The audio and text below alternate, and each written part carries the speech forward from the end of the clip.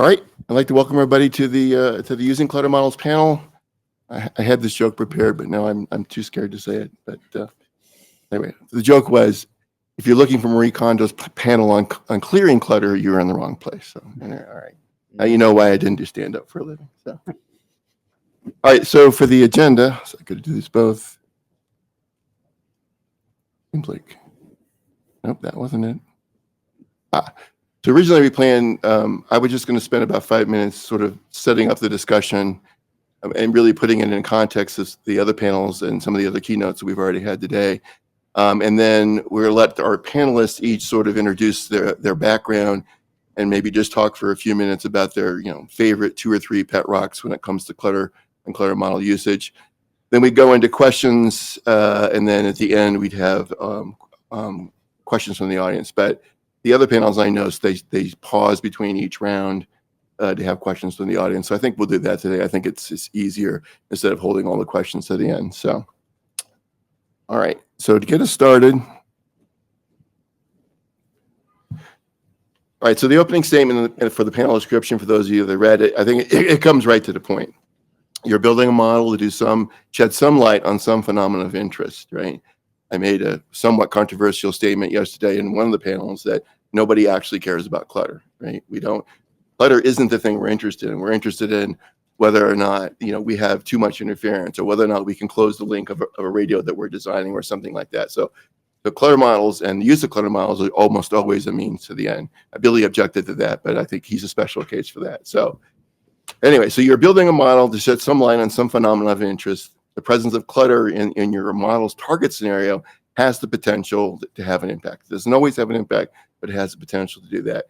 You may have many clutter models to choose from, though, as in often the case, none specifically targets your scenario, right? Maybe close, maybe not close at all. So what we want to do today is we want to focus and get a lot of feedback from our panelists on the best ways to fit a clutter model square peg into what is often a target scenario's round hole.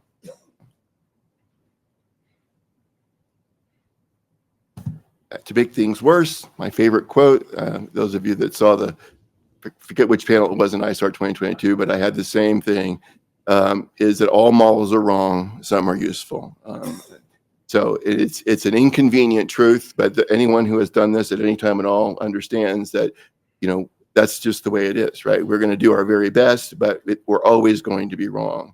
But I think, the more important thing from that comment, and some things that people don't often sort of tag on with that, is that it's important to be about the achievable truth of your effort. So it's inappropriate to be concerned about mice when there are tigers about. And so I just threw out sort of notional numbers. So we have all been in discussions when there's a clutter model use discussion going on, or some other model use, and someone brings up the 1 or 2 dB problem and wants to ignore the 30 dB problem in the room.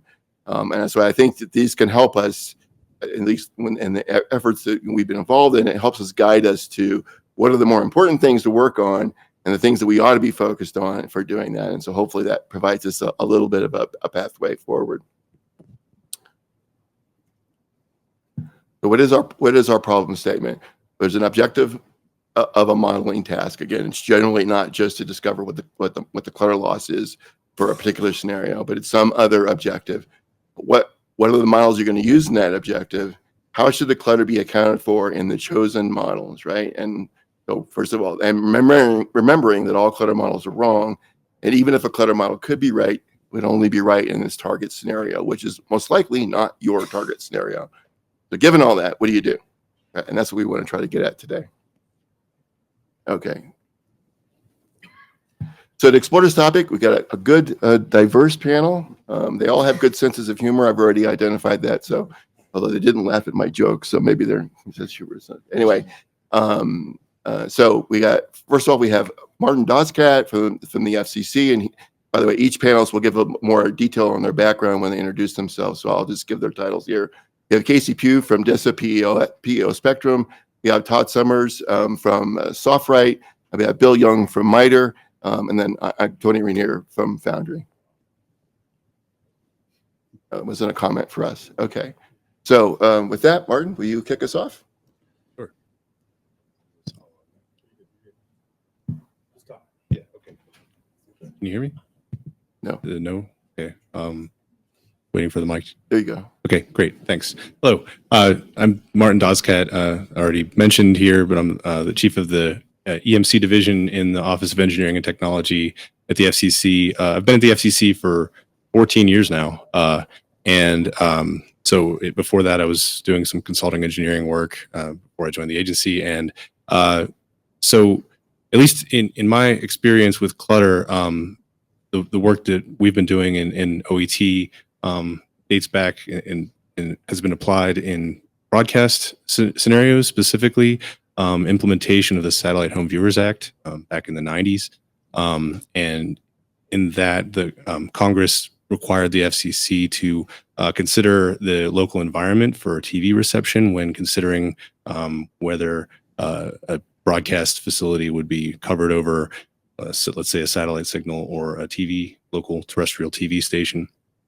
And so OET published a few bulletins that were used and are still used today, employing individual location lonely rice, combining that with some bulk clutter loss values depending on the local environment.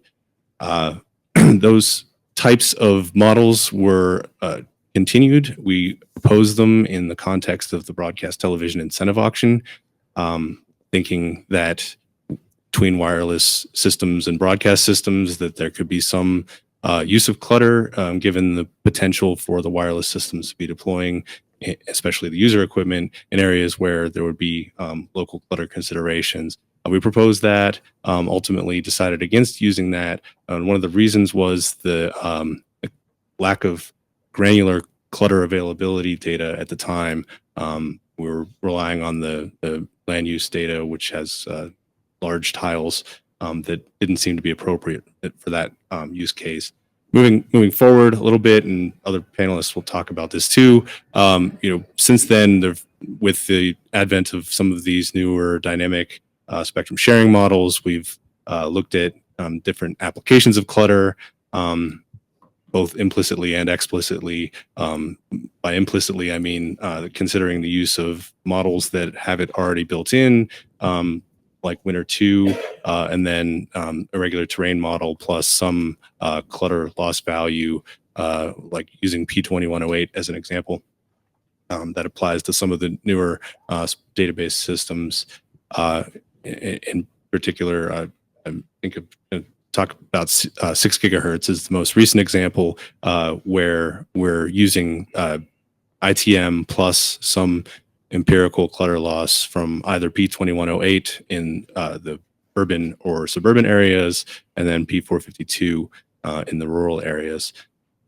So, that's where we are. I think where we're heading is, it's been a lot of discussion and recent coordination. I think you heard from my colleague earlier today, Ira Keltz, on some of this related to not only the updated memorandum of understanding that we have with NTIA, trying to figure out how the best to apply evidence-based policymaking, spectrum management, and the national spectrum strategy. So in the national spectrum strategy, there's a call for more refined, better data, and in a lot of ways that may already be happening through the private sector. So, in contrast to the large tiles like I was talking about earlier, we've got things like detailed building data that allow for more detailed, better computation capabilities.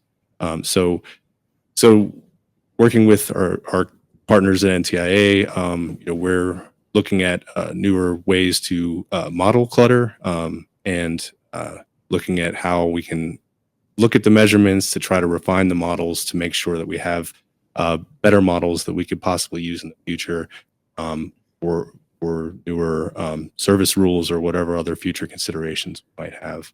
Don't want to take up too much time, but that's a quick rundown of where I'm coming from. Thanks. All right, thanks. Casey? All right, is this on? Okay. So I'm Casey Pugh. I've been involved with CBRS from the DoD side for the past 8 years now. So everything people hate about CBRS, that's my fault. I'm sorry. So what I kind of wanted to talk to is a history of CBRS, and it's actually pretty fitting that today NTIA got the press release out of CBRS 2.0, of all the work that has sort of led to this new version of CBRS moving forward. So I kind of want to go back to the origins, take you all back 14 years of when this all began. And I want to drive home one point when it comes to using clutter models and modeling in general is ultimately what question are you trying to answer? Because that's what it comes down to. Like, what are you actually trying to answer and make a determination based on? And you're just using modeling to give you some information on whether you're making the right decision or not. So back in 2010, NTIA had a mission to identify 500 megahertz of spectrum. And they did a fast track report to try and identify the easiest spectrum that they could make available quickly. And they looked at 3500 to 3650, and they did a very crude analysis, basically trying to identify, is there an opportunity for uncoordinated sharing where we just can open up certain parts of the country in this frequency range for commercial use without any coordination? So we're going to use worst case assumptions. We're going to use ITM. We're going to give very large exclusion zones. And they were just doing it quick and dirty. And the answer to the question of, like, could they open it up? Yes. Was it commercially viable in those areas that they could open it up? Not really. That's what we heard. Because basically the exclusion zones covered where all the people lived, where people wanted to actually deploy networks. So not really a good answer. Then 2012 rolls around. You get the Presidential Council on, oh gosh, I'm going to butcher PCAST, the PCAST report. It introduces this concept of a spectrum access system that can sort of manage different tiers of use and enforce interference protection criteria in near real time. Basically, like day to day, we're going to manage the environment and protect different tiers of incumbent users. Fast forward to 2015, independent of that for the most part, there's efforts to look at refining this band, and then some people latch on and go, well, why don't we use this PCAST model in this band, because there's an opportunity for temporal-based sharing, and because the primary incumbent that was driving those large exclusion zones was the Navy. And we on the DoD side weren't using the band very frequently, but when we did need it, it was going to be a large protection area. So it's like, okay, we have a degree of freedom in time to share, open up areas along the coast of where we would have radars for large periods of time. But to actually manage that temporal aspect, there was going to need to be this environmental sensing capability, this dedicated network of sensors along the coastline. It was going to take time to figure out that technology, deploy those networks, and actually get a sensing network along the coastline. So NTIA in 2015 looks at an opportunity to open up a lot of the country earlier and do a sort of phased approach to CBRS deployments, where there would be areas where you could temporarily field CBRS before an ESE is deployed. And to do that, they sort of shrunk the exclusion zones by applying Clutter, using a more refined model. And the question they were trying to answer there is, can we do a phased approach to CBRS? So then fast forward to 2016 to 2018 timeframe. That's when the Wireless Innovation Forum starts looking at standards of how you actually make CBRS work. And they're applying models in a different capacity. They're applying models to try and answer interference protection on a day-to-day basis, like real interference protection to a real incumbent system based on real devices that are deployed in the environment. And so in that, there was an introduction of performance considerations, standardization, and inter-SAS collaboration coordination, right? So like SASs have to be able to calculate the same value. And so the way that their models sort of evolved was in a limited fashion. So like a SAS has to be able to calculate the same value as another SAS. And so there's certain things that prohibit or restrict or constrain a SAS's ability to do like the most ideal modeling, right? Due to performance considerations like we heard earlier. And then 2018, 2019, we established a propagation task group, DoD, NTIA, FCC, SAS administrators, and we were trying to answer the question of, can we reduce the neighborhood around a DPA of where we would need to consider CBSDs to protect an incumbent? So in that, there was a lot of like theoretical, there was a lot of uncertainty, there were a lot of unknowns, and ultimately we weren't really able to get to a good answer regarding clutter. Like we didn't have a clutter recommendation at the end of it because often the neighborhood distance was defined by CBSDs that were outside the clutter because we had a notional deployment of CBSDs because we just didn't have actual devices in the environment. So we didn't know what type of network deployments there would be. So the question we were trying to answer is, can we reduce the neighborhood? We had tried to apply clutter. We weren't able to reduce the neighborhood by applying clutter because the devices were outside the clutter that were dominating that neighborhood calculation. Then fast forward to today, we've had 4 years of commercialization. We've had an industry joint working group of DoD, NTIA, FCC, the SAS administrators, all of us working together, working through the commercialization challenges that SASs have been running into. And we've gotten to a point where we have a better understanding today of the CBSDs that are deployed. We have a better understanding of the environment. And there's been a certain level of comfort in introducing clutter models because of what we've actually seen in the environment. And we're now moving into this next phase of CBRS as an innovation band with introducing clutter, heavily reducing the amount of conservatism, and just seeing what happens. And I've gone way over. I tried to fit 14 years in 5 minutes. And yeah. Sue thought it was a good talk. So. All right. So thanks, AC. Todd, you want to? All right, we'll do. How do I sound? Good? Apologies ahead of time. My voice is going to wobble. I'm coming off a cold. So my name's Todd Summers, Director of Research and Development for SoftWrite, developer of the terrain analysis package. Sheldon had a very nice shout out for me earlier. I'm not nearly as smart as he makes me sound, but feel free to ask questions anyway. That's my day job. I also am the chair of TIATR 8.18.1, which is the working group that oversees TSB 88.1, 88.3, which deals with narrowband modeling and verification for LMR systems under a gigahertz, primarily dealing with public safety.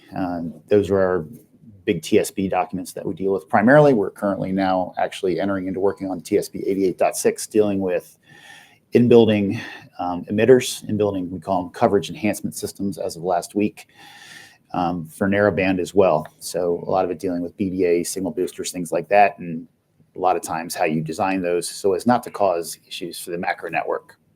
In terms of how we deal with clutter, we have a wide-ranging tool that goes from 30 megahertz on up. So we use clutter for statistical analysis for designing public safety systems. There goes the wobble. We also deal with microwave systems where you're going to be doing point-to-point analysis where you can use discrete lane cover, discrete features from like building footprints from OSM, which was mentioned yesterday, during the second panel talk, or the last panel talk, I should say.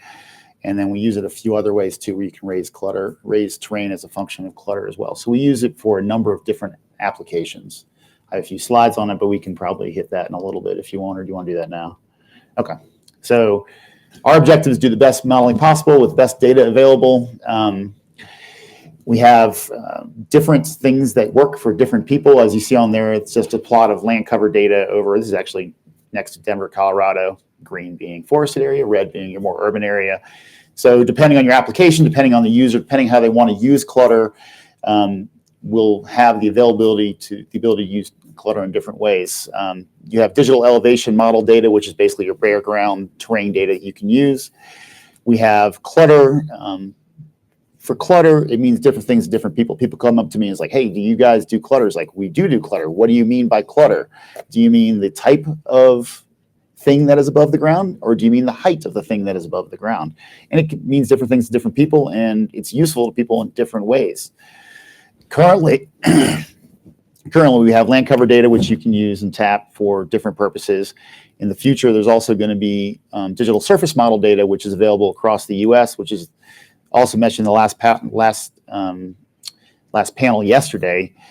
LiDAR data collections, where you're going to get surface tops for tree canopy, for building tops, things like that. It's not quite there yet, but it's coming in the future. Maybe the next. So one example is public safety system design, where you're going to be designing a public safety system that's going to covering an area for, say, a particular performance level, delivered audio quality level, say 3.4, 95% reliability, 95% of the time. And you could do design over an area where you don't have detailed clutter data in terms of building data, in terms of like treetops, things like that. You're just using bare ground data, but then applying clutter losses at each point where you have either a portable, a handheld, any type of unit like that. And you can do statistical calculations of coverage over an area and come and say, hey, I've got 97% coverage over this particular area to these specific design specifications. So that's clutter modeling example one. And there's a graph on there of like a DTRS system for Douglas County south of here. Let's go to the next one. Microwave systems, they're more interested in designing for line of sight clearance. So it can be used in that case to raise terrain as a function either of land cover category, or you may have actual discrete information. If you go up to OpenStreetMaps, pull building data, which is pretty well populated for urban areas, you can pull that into TAP or other software. And then you can raise the terrain at those particular points and then see if you're having clipping of your Fresnel zone in those particular cases. It's also useful if you're trying to fly through wind farms, you're trying to avoid wind farms out to F2. And it's also useful for reflection analysis to determine whether buildings may actually be helping you in terms of blocking reflections. So that's another use of TAP, where you're trying to see if you have actual good line of sight from point A to point B. Let's click to the next. If you have building data for an area, you can use the building polygons, outline polygons, to do coverage and do assessments of blockage due to the buildings. You can also do assessments of coverage within those buildings, just a basic, if you have like a loss parameter for, say, external penetration, wall penetration of, say, for instance, 20 dB, you can do calculations over an area to see where you do and do not have in-building coverage. And you can also use the buildings, obviously, to assess for shadowing. Those two graphs you see on there, one's Staten Island, one's Brooklyn, one an inverse heat map, one's a heat map, just using, just basically building footprints that are pulled off OSM. So go ahead to the last slide. And then last point is we're in a transitional period right now in terms of the clutter modeling available, the clutter data available. Once DSM data is available, I foresee doing a lot more complicated modeling. Right now, we're raising terrain and dealing with the dominant wave going over top of the terrain, which for a lot of cases is what people really care about. But I want to also be able to deal with what is going through that raised terrain. And I call it raised terrain because we treat it as raised terrain. But if it's actually forested area, I want to be able to do the calculation of coverage through that forested area, the foliage penetration. There's a number of different ways of modeling that. Next step in the future is going to be incorporating that DSM data, and that's really going to become crucial once once the DSM data is more widely available across the U.S. And with that, I think I have spoken enough. There'll be more to come later. All right, great. Dr. Young. Bill Young. Again, a little bit about my background because it's not obviously all in modeling. For those who know me, I started out some years ago back working at Sandia National Labs, and then started working with NIST on doing propagation measurements with NIST in terms of building penetration for public safety. As a matter of fact, and supporting some of the FirstNet rollout and trying to convince people they could actually make this work and what's the penetration into buildings. And did that for a number of years, and then it went from there into coexistence testing and for basically medical devices in terms of how they can, in the wireless space, manage to function, and how can we test that and ensure people that they're operating properly. And worked on that for a number of years, and then moved into interference analysis, interference testing, and the entity at NAST got started, got heavily involved in a lot of the testing involved in there, and then laboratory test. How can we prove out that as you let other entities either move close to you and to adjacent band or even in your band, what's the impact going to be on that, and developing some very rigorous test methods.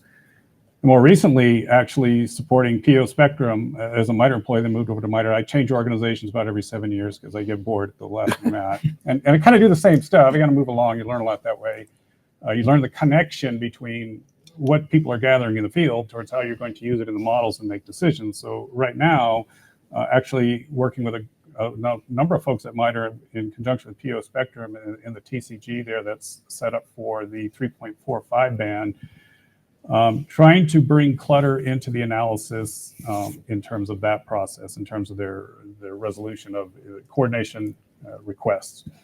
And the basic idea being that when that decisions were made on that band, there was no Clutter included with respect to the final, rolling out of the rules, although there was, the entities are going to have to figure out how to work together, basically thinking DoD radar to cellular, and they're going to have to actually share all the time. So this is not a case, you don't have this, well, you're going to be on or we're going to be on kind of problem. You have, basically, we're on at the same time. We have to know kind of where the boundaries are, where you can put out your cell coverage or your cell laydowns and coverage that way versus where the radar has to be protected from. And so that's still being worked out. And there's some, early on, what we did in that process is we said, okay, let's go back and look at some of the studies and, the feasibility studies and some of these other studies. What kind of Clutter contribution are they including in those? And so we want to maintain some consistency on how decisions were made in that process. So one of the early things we do is adopt P452 in terms of its endpoint Clutter for inclusion in the propagation models in terms of what they're using in the coordination requests. But more importantly, I think, that's an important step. And when you have no Clutter inclusion, at least have some consideration. But trying to use LiDAR data actually create better statistical models on what the Clutter impacts are. And this was done successfully in AWS3. However, the orientations are different for us. And so now, instead of worrying about what's, a UE that's down maybe in a Clutter field that's relatively homogeneous and that orientation, now we're more concerned about a tower that is projecting down to some UEs in some area it's trying to service, and then the energy that goes off to an incumbent some distance away, and trying to get that Clutter profile figured out, or the statistics on that. And so we want to make use of LiDAR data because to do the measurement campaign that would require to consider all the scenarios would be extensive.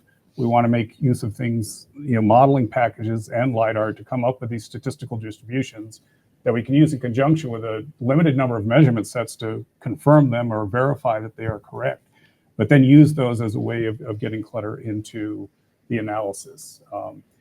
And what I would point out is that the analysis here is about really trying to prevent real interference. It's not about asking the general questions whether or not it's feasible to share the spectrum, which is what feasibility studies are for. Does it look technically possible that this could be done, and is it technically reasonable to think problems could be solved in sharing? That's one question, and that's perfectly appropriate for a feasibility study. When you come to trying to figure out day-to-day interference, that becomes a lot more difficult. And the models, you could say, well, we could keep improving our models. There's only so much improvement we can do on the models, but we certainly do have to have a model that's more closely represents our day-to-day activity than the one that represents when we made an original decision to share that band. And by the way, these opinions are all of mine. None of these organizations I work for, if they have a difference of opinion, that's it. So I'll leave it there. We could ever, oh, you can't see the bullets. I Yeah. forgot we had your bullets up here, Bill.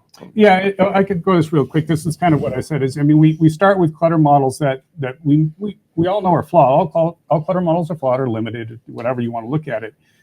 But we start with ones that give us some confidence that the decision we're making to move forward to share the band, that we expect to have some reasonable outcome at the end, and that we believe there's technical solutions that can be used to overcome the challenges that we have. We have to go in there with that mindset, so we use some of those early models. And then we would want to move to models that are more specific to our actual cases of concern. Like I mentioned, it's like in our case, it's tower to, for example, a radar that's maybe 6-7 kilometers away, when the original clutter model that might have been used for other studies would have been from a tower down to UEs that were inside an urban environment, or a UE to UE kind of model. And so what we want to do then is just kind of improve the we would like to say site specific. We'd like to get very site specific, but in absence of that, because it's still what the difficulty it takes, can we get to a clutter model that more closely ties to the kind of orientations that we're going to run into in our day-to-day interference concerns? And so that's really what we're trying to work on right now, is come up with these statistical representations that we can use. And so I'll say it's not another clutter model. It's a matter of using the information we have in a more direct and I would hope not intelligent isn't the correct word, but more focused approach to actually making sure we have confidence in our when we make a decision and allow someone to transmit in that band, that we're not likely to see interference. Not that we wouldn't see any, but we have a very low likelihood. And so I'll leave it at that. All right, thanks. All right, and because Charles told me I could also be a pseudo panelist, I'll just quickly kind of go through. For those of you who don't know, I see a lot of familiar faces in the crowd, but some of you don't necessarily know me. I started working in Clutter around 2015 when I joined what then was DISA, which is now DISA PEOS. It was DSO in those days, ADOS 3 SSTD program. After the end, and we did a lot of work, by the way, Clutter models, which we might talk a little bit more in a few minutes. At the end of the SSTD program, then I sort of took that experience and that knowledge about modeling to the Embers feasibility study being run by DoD-CIO. So I had a very large role and maybe positive or negative contribution for that. I'm currently working with DoD-CIO as we collaborate on this idea of a whole of government way that we can address the issues or the initiatives that have come up in the National Spectrum Strategy, which, of course, as we all know, Clutter is going to play a role in many of those, if not all of them. I'm also currently working with Bill on the 345 gigahertz TCG, and so that's in terms of background. A couple things I just want to say, though, in terms of that experience, and it's one of my pet rocks, I guess I would say, when comes around to Clutter modeling. So the first thing I would say to anybody who isn't doing Clutter or is just thinking about doing Clutter is that it's really a buyer beware sort of endeavor, right? You have to begin with a very, very good and concrete understanding of the parent models, the objectives, requirements, and the limitations that you're going to have to play with there. A lot of decisions you're going to make and a lot of discussions you're going to have with stakeholders are going to be driven by that initial condition. There's going to be a million good ideas, this, that, and the other thing, and but if you don't constantly bring it back to sort of what's your objective, what are the requirements, and what are the limitations, you quickly get down rabbit holes that you can't ever get out of. So, and as Bill mentioned, one of the big things that we see all the time is when you lose sight of that parent objective, is like for the Embers feasibility study, it was a feasibility study. We developed what we believed was a very good Clutter model that was appropriate for the requirements and the scope of that feasibility study. It would have been a very different discussion and a very different endeavor if that task were developing Clutter model, how to use Clutter models for some other sort of scenario. So it's really important to keep that in mind. You have to resist the urge to pick just a model for the wrong reasons, right? Some examples. I laugh at these sometimes, but I've actually heard people like, I know someone whose cousin used to work for a company that used this clutter model, right? So that's got to be, good for us. I mean, it's just really not sufficient, right? You really have to go back to what you're doing and try to understand what's going on. The other one that I really rail against a lot is that, this old saying, some of you may remember, no one ever got fired for buying IBM, and then later, as Microsoft came on, no one ever got fired for buying Microsoft. Well, in our case, it's no one ever got fired for using P452, right? You have to sort of resist the urge to take the easy, the common, everyone uses it, so it must be the good model. It must be the right model for me choice, and be willing to look deeply into your requirements, into your scenarios, and make sure that you're making a thoughtful selection there. Next point I would make is that, George Box isn't wrong. We might all like to think that we're going to get the right answer and that our models are going to be right, but we just really aren't. And we really do have to focus on what's importantly wrong. Otherwise, we'll never finish, right? We'll just constantly be sort of in the weeds with all of that.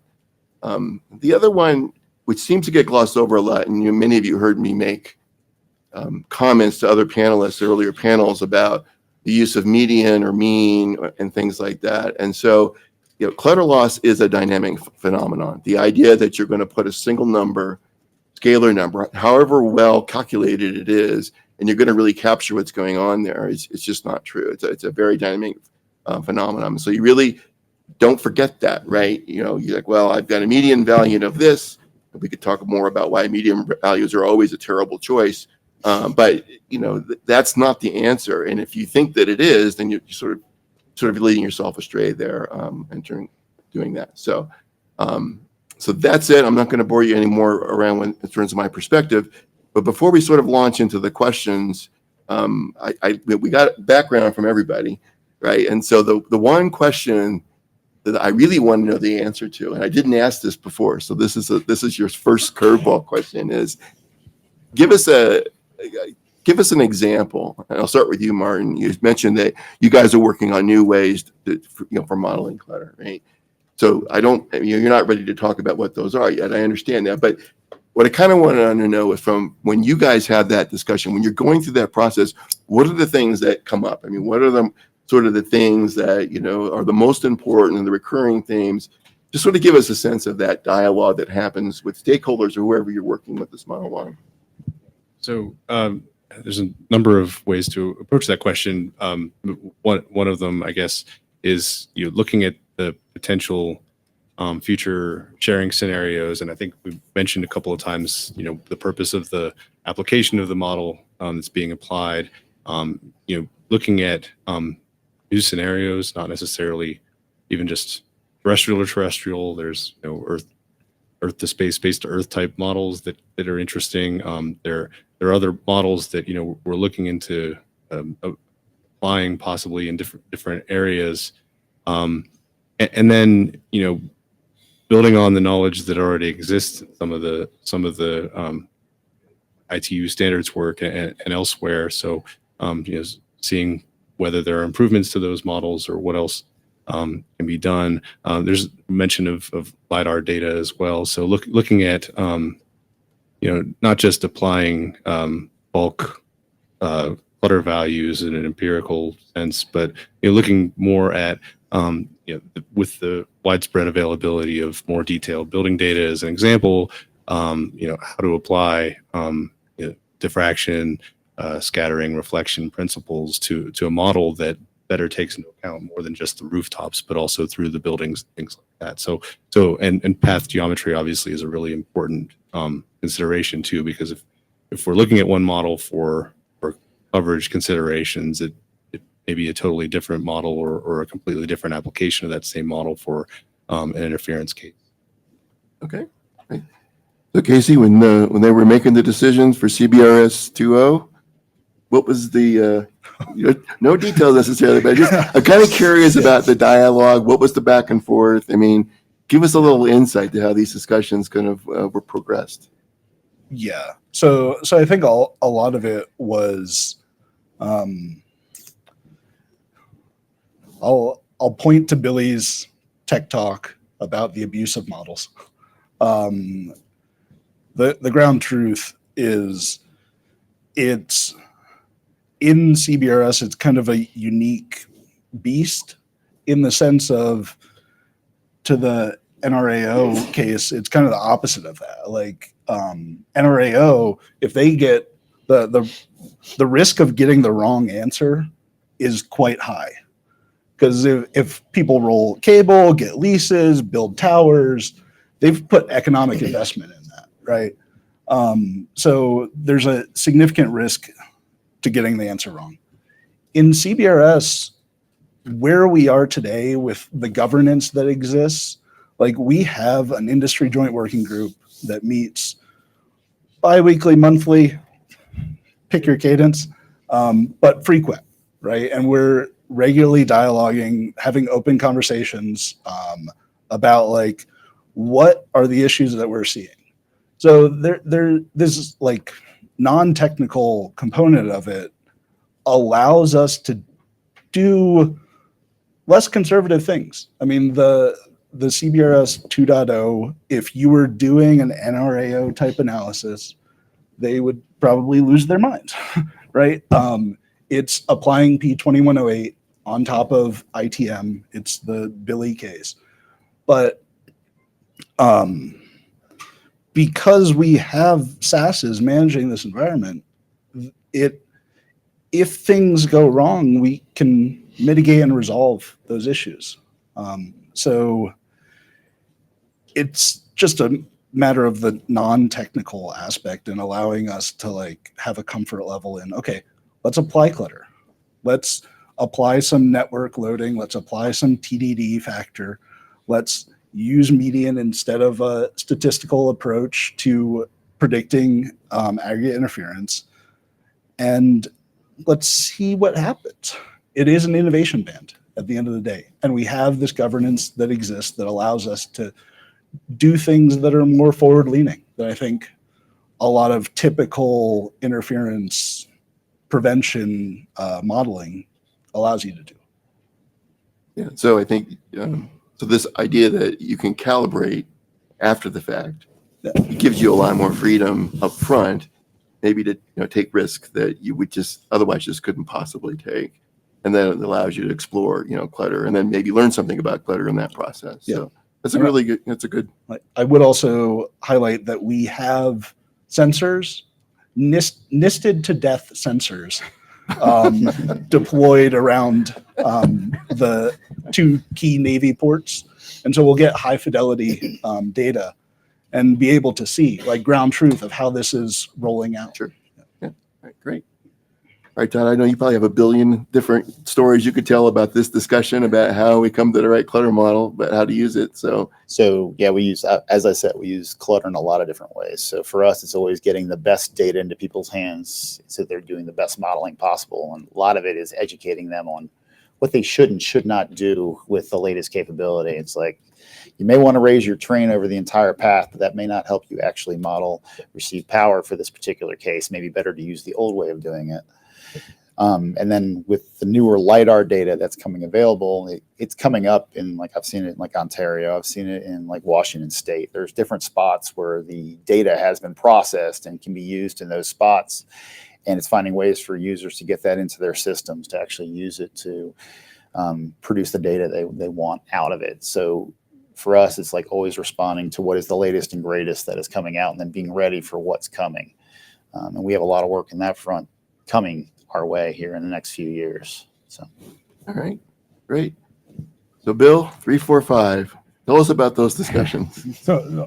So actually, I was responsible writing kind of a strategy for that internally on how we wanted to go about it. And one of the reasons I recommended we start with 452 and we discussed it is because it was going to lead to a natural way we could introduce land coverage categories and LiDAR information. It lends itself naturally to that expansion as we get better at those models and can relate back to it.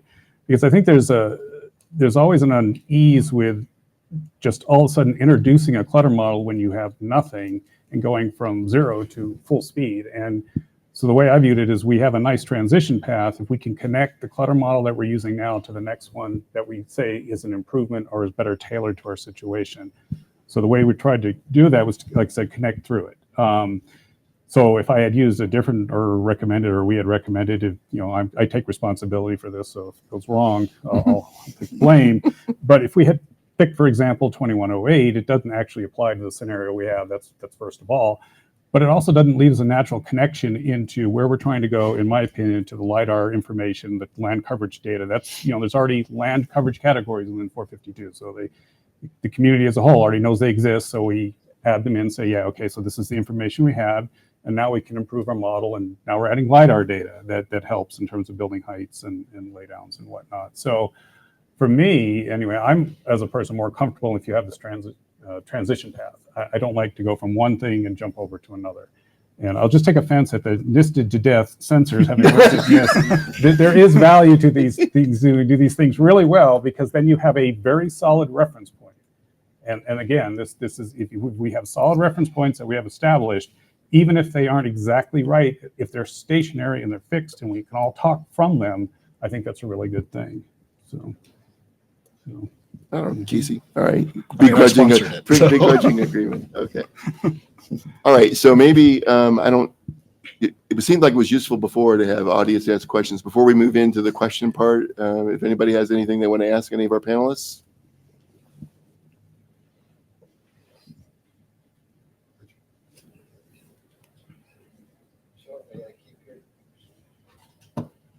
I keep hearing the same thing about building heights, and I don't hear anything about foliage, and I don't hear anything about movable targets. And quite frankly, they have just as much problem as a building does. In fact, less. Buildings have less in some cases, as I can calculate angles of incidence and reflection. What do I do to get those things involved in those to more accurately reflect that issue? Especially the point-to-point, point-to-point. Sure. Who wants to go first? Well, I guess I'll start off and just say there's building data available, and that is what we access. As far as like actual foliage data, tree data out there, it's not a great deal. There's no tree data set that is openly available for folks to use. If there was, we would be using it. Right now. Yes, there is. Okay, so I'd be interested. 700 WISPs across the United States in rural environments that do path analysis. Mike. You lose the mic? Path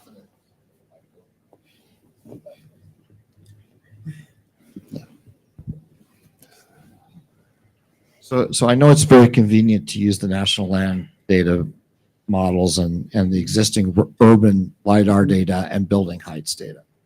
But there's actual data out there that comes from operators that do path analysis every day. There's statistical analysis on how foliage moves. There's information on atmospheric patterns. They're a lot more complicated. They take a lot more time. But the truth is they're there and they can be integrated with artificial intelligence and machine learning and other tools that are, and much more hefty processors than we used to have even 8 years ago. Why can't we start thinking that way? That real data, not just modeled data, and real data, not just library data, should be considered where it can be used. Where are you seeing where is the data publicly available? It's publicly available. Well, it depends upon whether you consider a private source publicly available, and Google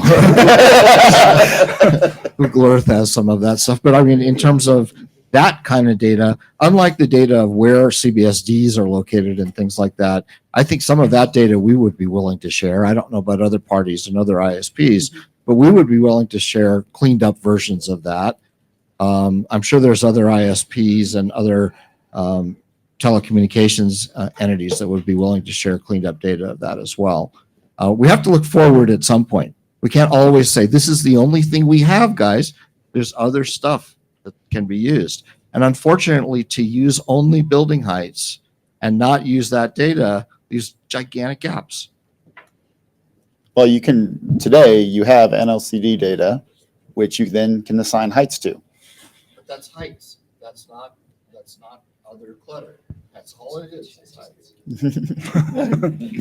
So I mean, I'm definitely open to things like that, concepts that could potentially be applied, because I mean, there's a sort of strategy out there and an open call for better, more refined data, and in particular, accounting for statistical variation in whatever engineering modeling that we're applying to whatever scenario. The trouble, I think we've already kind of touched on this a little bit, is openness on the data. The data that may only apply to specific bands. How do you extrapolate to other bands? The cost to collect the data is very high in a lot of cases, and just so trying to figure out if there are maybe sources that maybe are private, how do you incentivize the sharing of that information so we get a more robust data set across multiple frequencies, multiple geometries, and everything else? It is a challenge. I'm not really sure how to solve it. I'll just chime in that for AWS3. I mean, we actually went after this. We wanted to. Turns out that in a lot of our measurements, we had a lot of ground bounce, and we didn't feel like that. Ground bounce, particularly in urban areas, was particularly real, right? Because you'd have to have a clear path, down a road to a distant receiver somewhere. So we wanted to figure out how many cars were on the road and how often a ground bounce path would be blocked and things like that. And we looked for data on, even just simple data about ways to try to model that. We came up with nothing. So I think the way to sort of enable these more refined analysis and more accurate analysis is to get this data out truly public. Not, I'm not sure what word you used, but it wasn't public. So I think it's a great comment. So. And I would just add, I'm going to sound like a broken record at the end of this. It really just comes down to like, what is the question you're trying to answer? Because I mean, we can always improve the fidelity of modeling, but you'll hit a point of trading off performance for dB gain. And there's this sweet spot of like, it's no longer beneficial. Like if you're talking decimal dBs for 10 times the compute, it probably doesn't make sense in a lot of cases. And also like collecting measurement data for those types of paths. I don't remember if it was yesterday or the day before that I asked the question, and I brought up the point of like measurement data is by and large performed using drive testing, which inherently biases the type of data, the type of environments you're modeling. So you're not really getting the types of use cases that I think WISPs generally are looking at, where you're going through large rural areas that may be heavily forested, not likely going to have roads that people are going to go on for drive tests. So in a drive test, you're only looking at the beginning and the end. And for WISPs, we look at the entire Fresnel zone. And so there can be a post sticking up in a Fresnel zone, and it's going to affect some degree of the transmission power. And to your point, Casey, for us, is the link going to be complete and how interfered it is. But if we look at modern technologies, we look at what Toronto Wireless is doing with null forming. I mentioned that the other day. They look at Clutter as not being the thing that's going to stop them from doing what they're going to do. They're looking at it as a way to either amplify what they're going to do or figure out a way to get around it. And so I know there's a lot of data considered necessary in order to do those kinds of things globally, but you can do them in an area basis. The same way we do it in urban areas today with LiDAR, you can do it in rural areas using different tools. And I think anecdotal data can go to statistical data from that, saying that your bounce factor is going to be pretty common in New York and Chicago and Detroit. They're not going to be very different on the same roads. And pine trees grow at a certain rate with certain wind factors and reflectivity. You can give an idea, even though they're not static clutter, to how relatively that's going to affect the Fresnel zone. That's all I'm saying. It's not all, this data today, it's stuff that you can apply that way. Right. Were there other questions, or I thought, Andy, you looked anxious. No, you, all right. You withdraw your question? Oh, all right. Oh.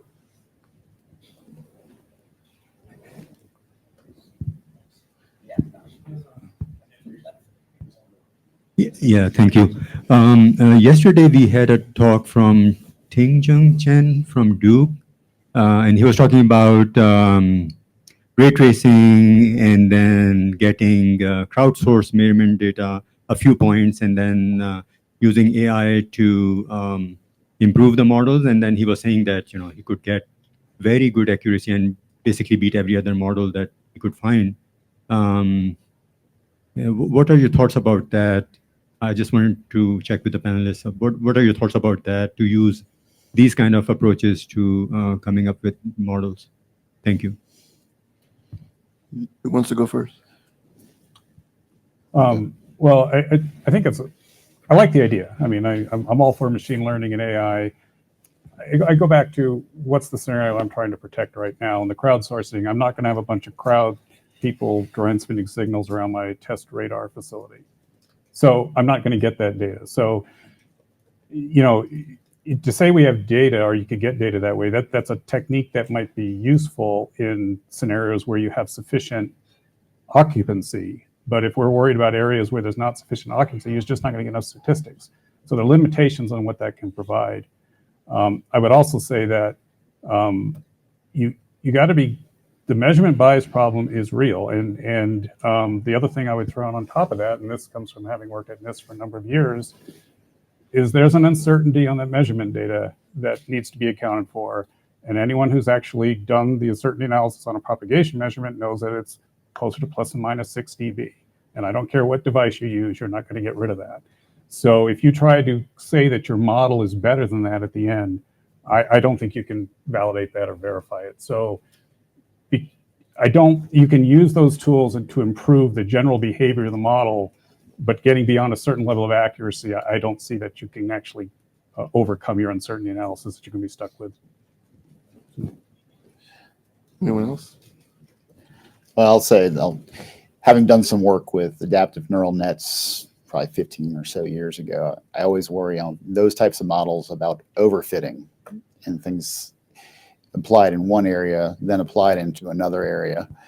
You have to be very careful that you're not getting unrealistic characterizations with those types of models. If you're going to do AI, machine learning, things like that, I think you need an expert in the loop that can look at what you're getting out and kind of look at what the model is saying to have an assessment of what is true, and what things can kind of be distinguished. So I do have some concerns about overfitting with those types of models. I'm encouraged by what he reported yesterday. It sounded awesome. And I look forward to reading his paper. So, Anyone else? Yes, I'd just say that again, I think it comes down to the data set and how robust it is, and just another call for robust quality data that can be trained on for these AI models. And it's expensive to collect it to accurately reflect a wide area. I think that's probably more what I'm doing. I'm assuming that there could be applications in a specific geographic area that could work, but from a federal perspective, we would need a very large data set, nationwide somehow. Not sure that we're there yet. I mean, the only thing I would say is I think it depends on how you're training it. And it seemed like the general application at Duke was more coverage focused. So that point area, and trying to predict a certain level of quality of service based on a base station or a set of base stations. And I think extending that to interference protection analyses, I could probably get Billy to come up here and tell you all the reasons why that's not necessarily the most valid use case. But I would struggle with finding a data set that would be sufficient for protection of something like a radar or something like radio astronomy. Like getting measurement data that gives you a confidence level down to like those sort of noise limited type of devices that are attached to high gain antenna systems is going to be quite challenging. I'll just sort of add on that I think the AI/ML discussion and what I've heard here already this week is encouraging. And somebody mentioned it's got to be buzzword compliant, and I think there's an aspect to that to these discussions. But I think there is some real value there. And the other thing I think it's important to recognize is that it's not typically. I always hear I basically always hear, well, I'm just going to get a bunch of measurement data. I'm going to dump it into a large language model or some other AI/ML mechanism, and it's just going to tell me what what the Clutter law says, what the propagation law says. And the amount of data that you'd actually need, I think this is somewhat some of the other folks are like, it's really a lot. And you'd have a really good model for that one thing, right? That you had all that measurement data for. The other side of that, and the one where we've already seen great progress in AI/ML, is just in the role of actually speeding up the physics-based models. Right, so we did a lot of this on AWS3. We went through all this trouble. These were, CPU intensive simulations that we ran to generate, all these different categories and all the models, all the Clutter models for all of those. And then, an AI/ML team came along and said, hey, I think we can speed this up. And in the course of like 5 months, they took what would take us normally like 20 minutes to run for Clutter assessment of a single sector. They were able to do it in less than a second, and it was extraordinarily accurate. So I think there's huge promise for this technology, but I think you have to be really careful. Again, think carefully about what you're doing and think carefully what you're asking of the technology. And then I think there's a lot of ground to plow there personally. So anyway, another question? Thank you. Adrian Flores, CRC Canada. I'm going to have some comments on data availability and challenges of applying machine learning models for propagation modeling.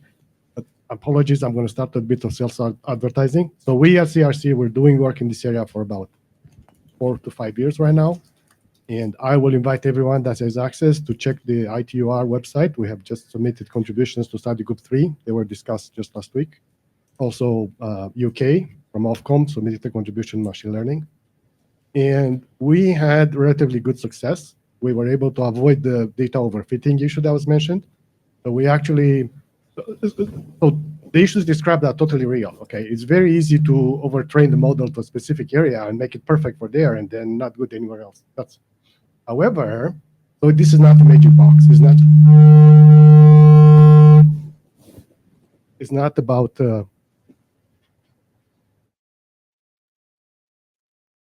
but this is not about throwing the data, all the data that you have and blindly getting results after that. You have to use it intelligently and you have to know what you're doing. So by selecting carefully the features that one uses in machine learning model, and only the features that do have commonality from place to place to place, then you are able to obtain a model that can be transferred to our. So for example, we've done it, we use data that was measurement data from UK. We use data to train the model from 4 different cities, okay? And then we tested on the 5th one, completely different city.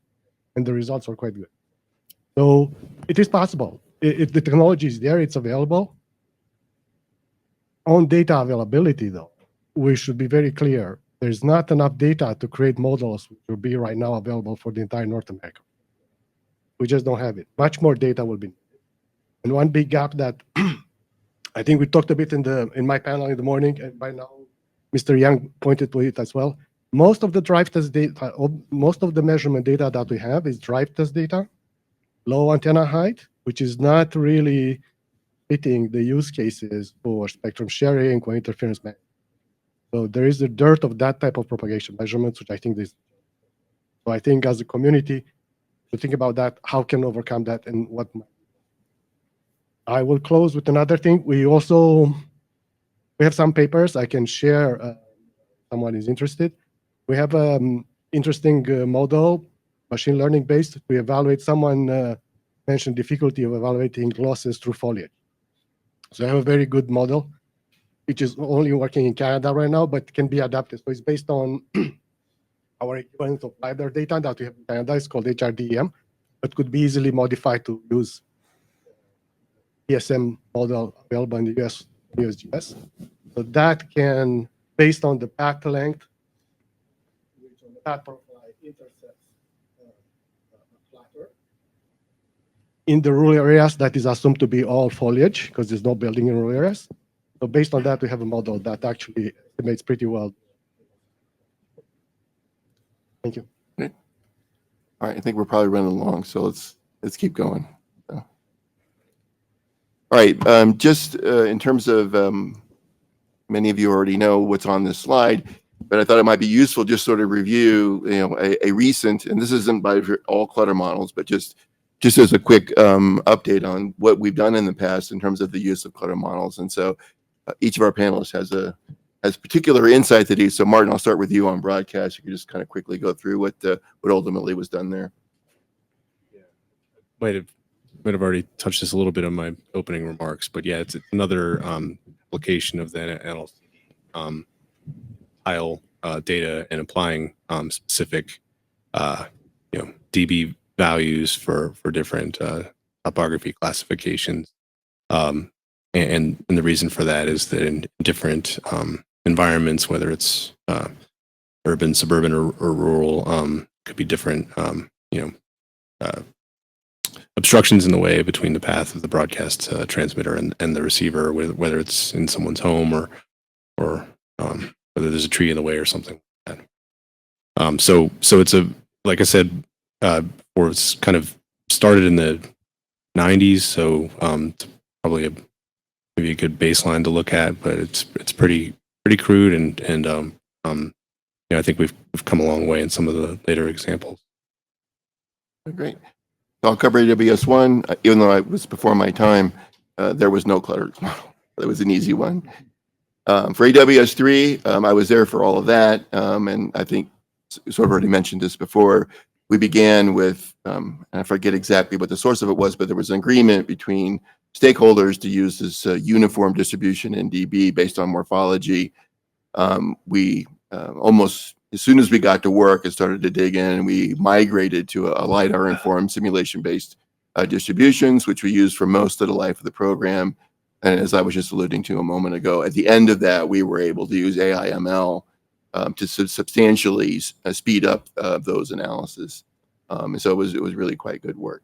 So, Casey, you may have covered most of this already, but is there any other comments you want to make about CBRS? Yeah, I'll just tie it together. So that TR 15517 back in 2015, NTIA used that EHATA model combined with ITM. And that is also adapted in the standards in a interesting way. I'll put it that way. I mean, it introduced some significant complexity that may not really be worth the effort that was put into it. A lot of the challenge is actually implementing in a repeatable fashion with the SASs what NTIA tried to do with TR 15517. So actually standardizing something that was used for an NTIA study in an interference protection algorithm that's actually run in a different SAS implementations is challenging and requires a lot of validation and a lot of complexity in that testing. So I'll try to speak for Masood and Andy and say how much of a pain that is. But those three in the middle were three that we considered during the propagation task group. So that log distance based one really isn't Clutter. It's more of a correction factor for our lack of confidence in aggregation of troposcatter as it is applied in CBRS. There's some benefit to that. There's some interesting questions about how point-to-point links in a aggregation sense make the validity of those calculations when it's with respect to troposcatter. There's probably a need for quite a bit of data to validate those, what is happening in CBRS with respect to aggregation of troposcatter. And then we looked at P452, and we also looked at TIREM with buildings as terrain, just replacing your terrain model with the surface map model. Ultimately, like I said earlier, it didn't really come to anything because the driving factor was things outside the clutter. So regardless of which of these three you picked, it didn't change the answer. And then today is the P2108. All right. Bill, anything you want to add to 345 that you didn't already cover?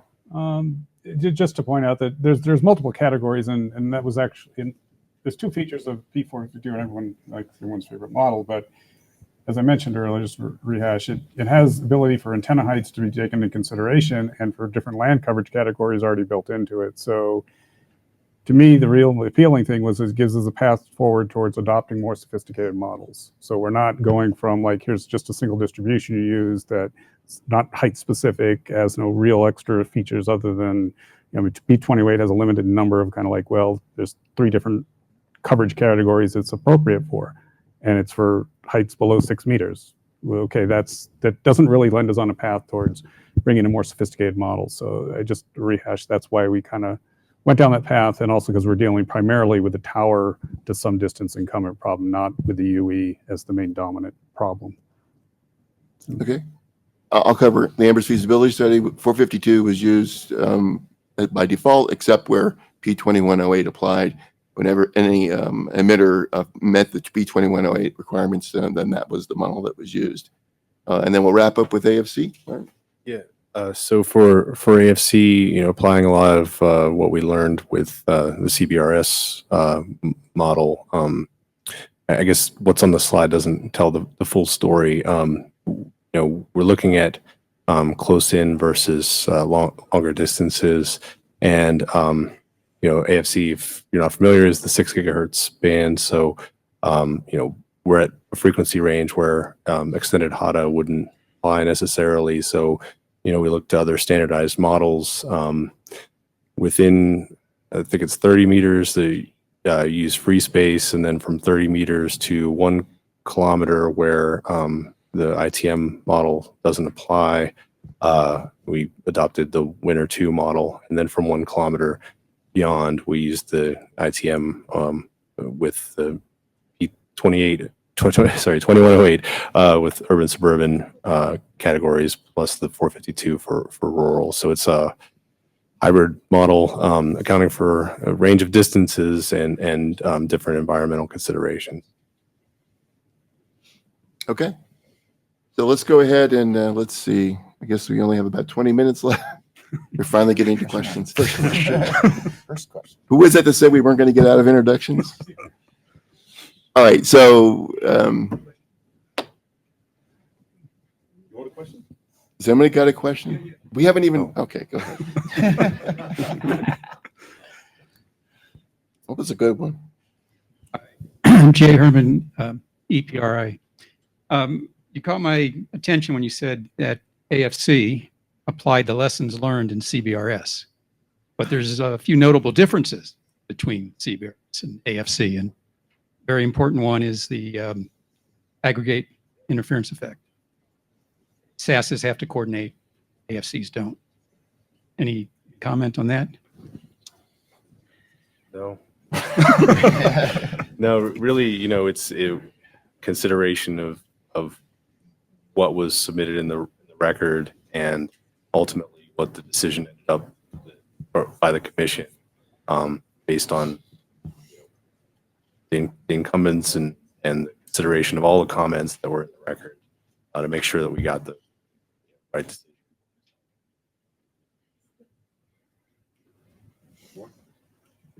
No. So you guys have to wait. All right, go ahead. We only have 20 minutes left. Oh, 20. 15. I thought you want to go through these. Are we good? All right. Let's at least get a couple of these under our belt. So the first question I have for the panelists, and you can jump in, you don't have to go in order if you want to, but so in your opinion, I talked about George Box's model. It's been a sort of a guiding mantra for a lot of the clutter model use work that I've been involved with. But what about for you guys? What, if you ever thought about it or it ever applied, maybe what was the worst, maybe, or the best experience you ever had by thinking about that and sort of changing a decision or some sort of a process that involved clutter model use? Bill, you're looking down, so I'm going to call on you. I did, my use of so I did a lot of work building measurements into and out of buildings, which is not considered cluttered.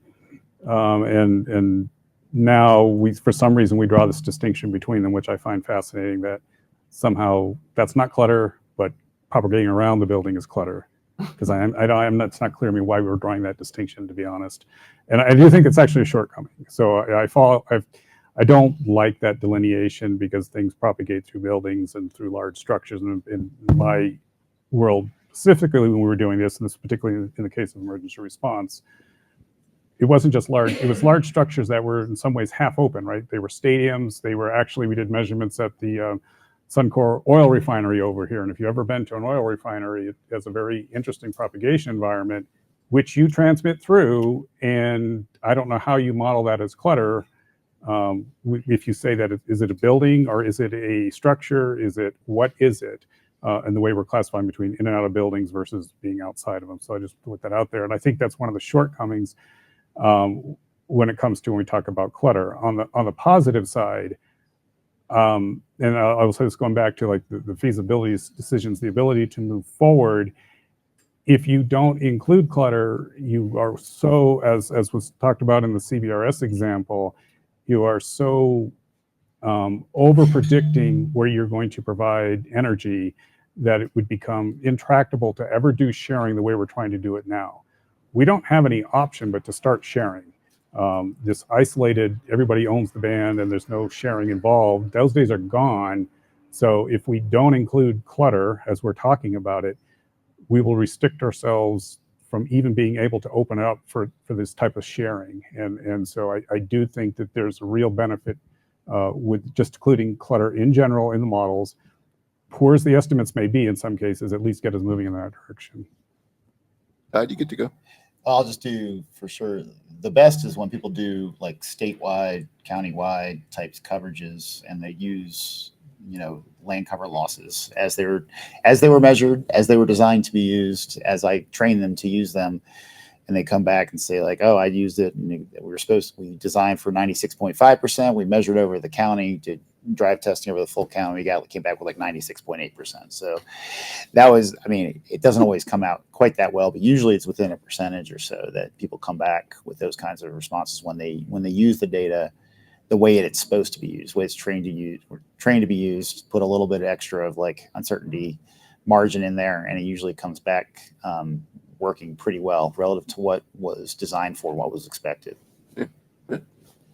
So you're saying the models are wrong? Not well. The model is right within a degree of uncertainty. All right. So I think I'm gonna take this a little different route. I'm gonna pull an audible with the clutter model aspect of this, and just go more broad in the use case of modeling to answer a question. And I think like the best I probably already covered with the like, as I view George Box's quote, it's really just a matter of not missing the forest for the trees. And so, sorry, I got an aside stray thought about the whole WISPA aspect. But I think the prop task group, when we were like debating clutter models and actually the validity of different modeling approaches, ultimately it wasn't going to change the answer. So let's stop spinning our wheels, because we've already, regardless of how much we refine this, it's not going to change the answer because the dominant interferers are outside the clutter. And we can all agree that based on this deployment model, that the thing that's driving the answer is outside the clutter. So it doesn't really matter what we decide. So I'd say like that's the best example. The worst, I think, is more in how you set up your simulation for an analysis. So I think there's a tendency to pick worst case values when you're doing a study for which there is a worst case value. So you go, okay, EIRP, the max EIRP is this value.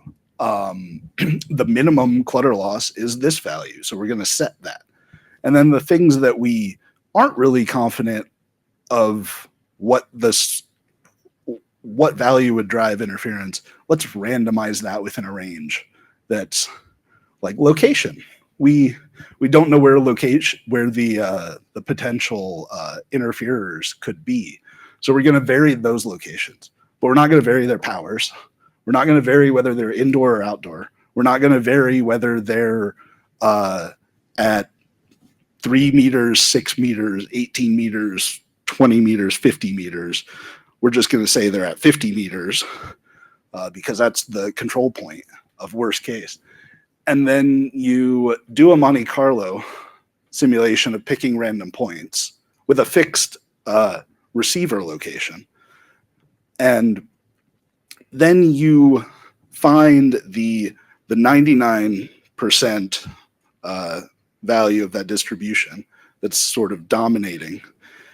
And you end up in a completely unrealistic scenario that's devoid of reality, where you have a plane landing on an interstate because that's just what you were randomizing. And you're like, okay, maybe this scenario needs to be revisited in how we set up the simulation and introduce some more randomization instead of focusing on like this very edge case that's unlikely to ever happen. So yeah, I think that's probably the worst experience. All right, Martin, George Box, right or wrong? Yeah, well, if all models are wrong, then we shouldn't be using them, right? So it comes to why are we using them in the first place? And I think the reason for that is there's a convenience to using these models, right? So I think the goal, and maybe echoing a lot of what other folks have already said, is to reduce the amount of uncertainty and bias. And ways to do that is obviously, the collection of real world data, tying it back to the model, tuning the model in some way so that it's better reflective of reality. And so I think it comes down to the collection of starting to sound like a broken record of robust, data sets that apply across a wide range of probability distributions. And how do you collect that information in a cost-effective way so that you can instill better confidence in models. Okay. I'm going to call it. Yeah, less than 10 minutes. Oh, that was the hook is coming out signal. All right. So I'm going to call an audible. This actually, number 2 was somewhat related to number 1, but I think there's actually kind of some really important ideas that are around this question of, even once you've established a model, even whether you think it's good or not, but things change over time. And so what are some of the things you need to be cognizant of? And of course we have not that anything changed in this, well, actually things did change in the CBRS transition from 1 to 2, but what are the things that we need to be paying attention to? My favorite example of this is, we were doing a bunch of analysis, and there's this thick foliage area in North Carolina, and one of the data sets showed that the terrain height was, that the clutter height was 0, and the other showed, that it was a forest. And it turned out somebody had built a Walmart in between when the 2 data sets were collected. So things do change over time in geospatial data, but what about some other stuff? How do you need to sort of keep your models fresh in terms of keep up with things that change over time? So Martin, you get to go first since you went last first time. So. Yeah, so I guess raising CBRS, and I think that we have a number of examples for how that model is supposed to be improved over time. So we're continuing to support that. And I keep thinking back to what you said earlier, Tony, about the statistical variation of clutter and just the collection of LiDAR data as an example too. I mean, we're getting better, more reliable data sets. I mean, I remember when I started, we had to reach out to a local county or something like that and ask them for their detailed planning data, and they would mail a CD to us, and we'd have to collect all this information and compile it in a 3D elevation data and things like that. And I think the availability of data is certainly helping, but the moment that it's collected, how does that change your your model? So if the LiDAR data is collected in a different season, does that change the answer or something like that? So while we're getting more data, we need to have data that represents a lot of different characterizations of different environments and everything else. And I think, the FCC issued a notice of inquiry on non-federal spectrum usage last year, kind of asking for things like this. What kind of data sets can we rely on? What do we already have maybe in our databases, or what could we have that could allow better understanding not only of how the radio spectrum is being used today, but how can we consider more efficient sharing looking ahead.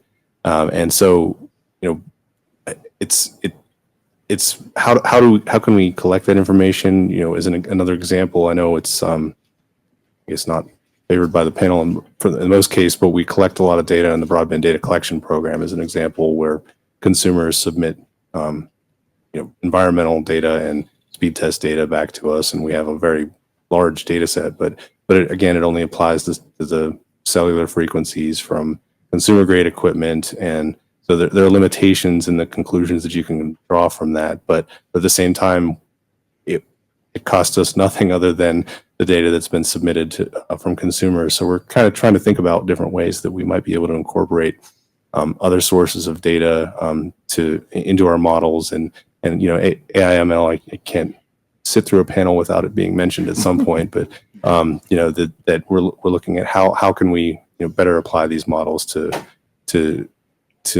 have a better understanding of the radio environment, so that we can ultimately use the spectrum more efficiently.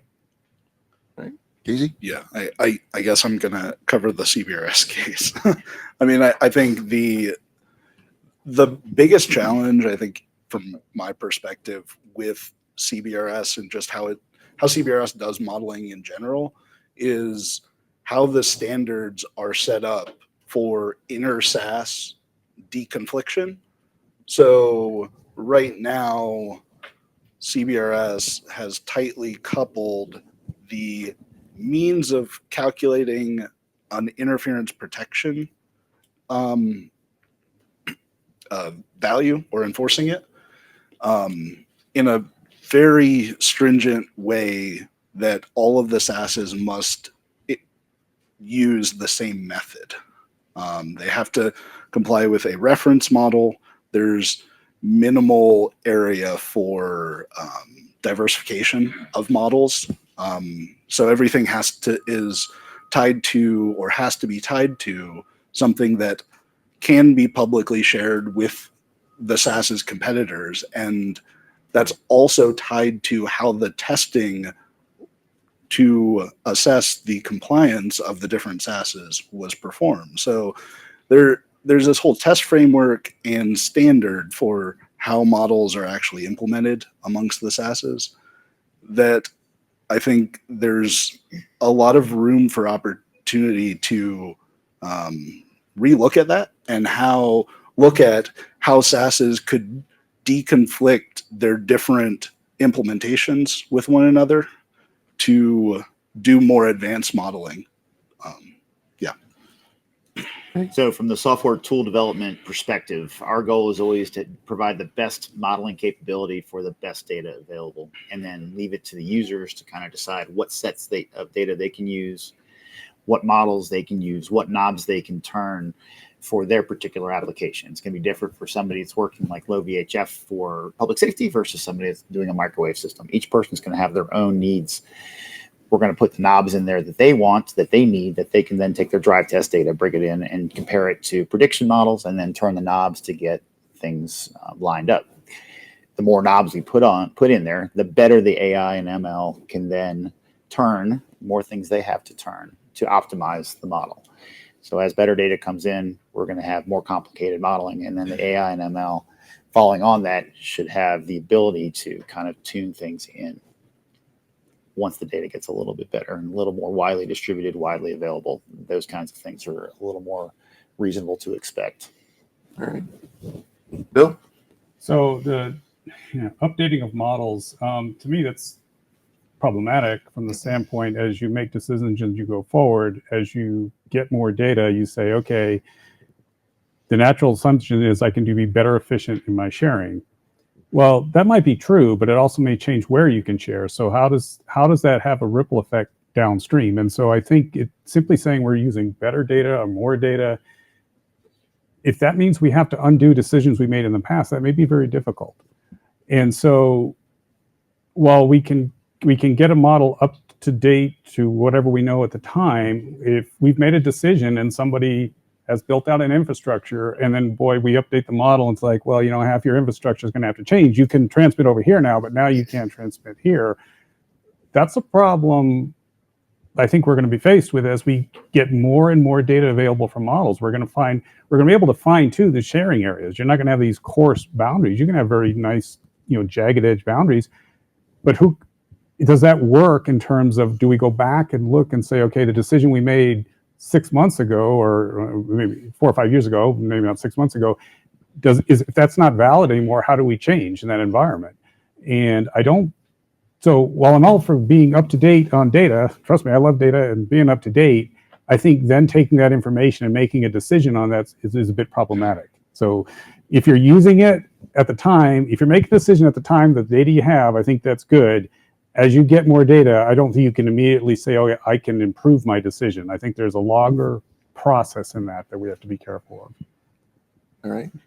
I know I'm getting hooked, but I just can't resist. So, Martin, I'm sure that what Bill just suggested is something that you guys deal with all the time. Obviously just the data is not going to improve anything, but the data can also inform the model. And I don't think anyone's going to argue against the physics, but the computational capabilities are getting better, so some of the approximations that we use in the propagation models could be improved. And I realize that in some cases that may impact incumbents or something like that, but that's maybe a discussion that we need to have, obviously in open proceeding or something like that, if it because it could impact a bunch of things, from the confidence in the sharing system that's in place to the valuation of the license or whatever else that might impact. So obviously tread lightly and make sure that we're doing the right thing, but at the same time, the models themselves again are just approximations of the real world. So there are definitely room for improvement in some cases. We just need to make sure we're doing it the right way. Yeah.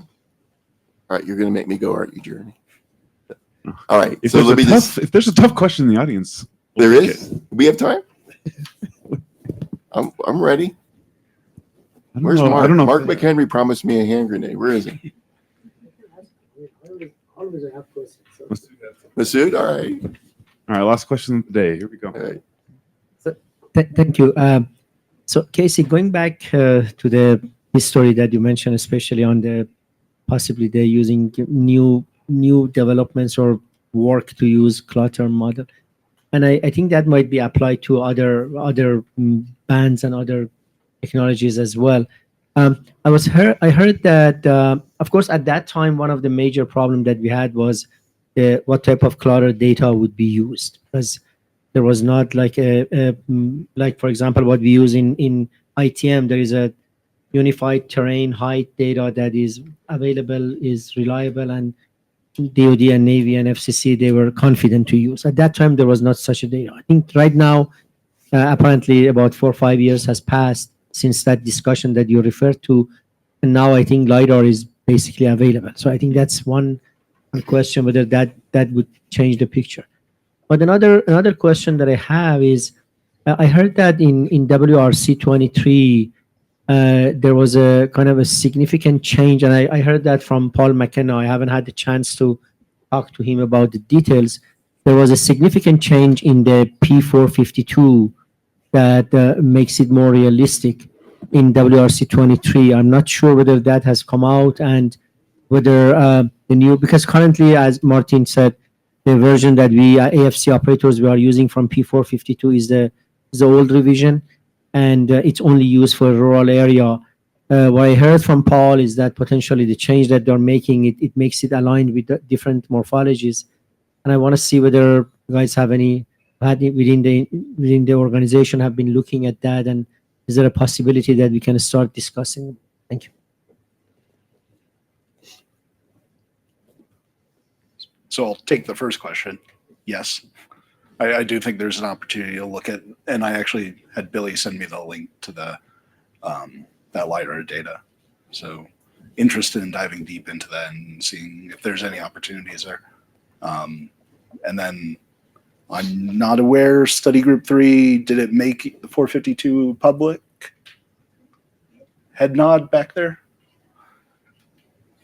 I'm getting a head nod, yeah. When? Hmm? When? When?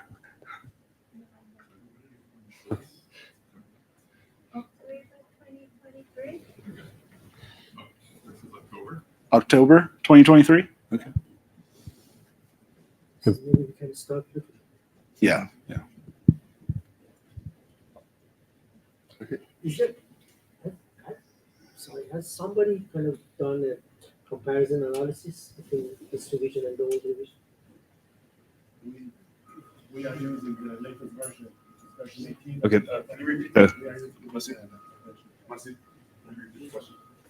I'm sorry, I was asking, has anybody done like a comparison study between this new revision and the old revision?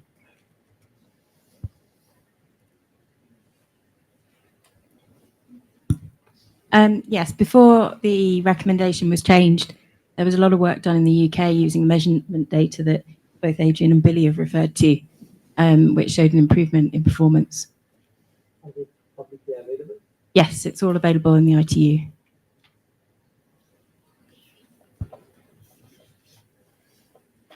That was an easy question. All For right. us. That was too easy. Does that wrap it up? Well, if you tell me it does. All right. Please join me in thanking our panelists. It was a great discussion. I really enjoyed hearing their responses. And hopefully we'll do this again soon.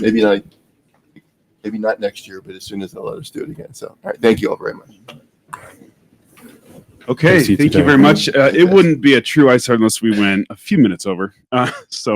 Thank you so much. That wraps up day 2 of ISART. Wow, that fireside chat we started off with today seems like a long time ago.